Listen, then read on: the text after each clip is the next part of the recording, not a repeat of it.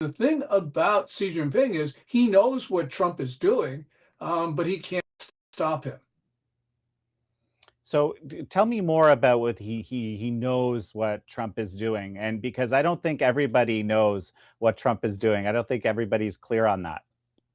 Well, the narrative is that Trump is sort of gone soft on China, and on certain things he has. But if you look, for instance, at the national security strategy, it's very clear that China is a high priority. It may not be the number one priority, which is the Western Hemisphere, but if you look through that short document, it's clear that China is foremost in President Trump's mind.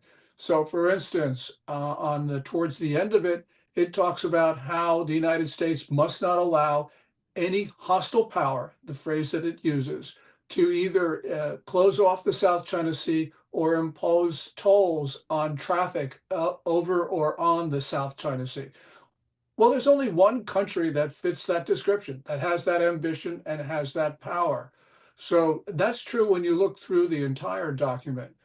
I believe that President Trump is going after the Chinese, and he's not doing it directly, but he is doing it indirectly, and he's cutting off their sources of support. Oil, for instance. Venezuela supplies maybe 3 to 4% of China's imported oil, but Iran was somewhere between 15 and 23%, depending on the year. And that's important because when you put those two numbers together, you get a significant portion of China's imported oil has now been taken off the board. Yeah.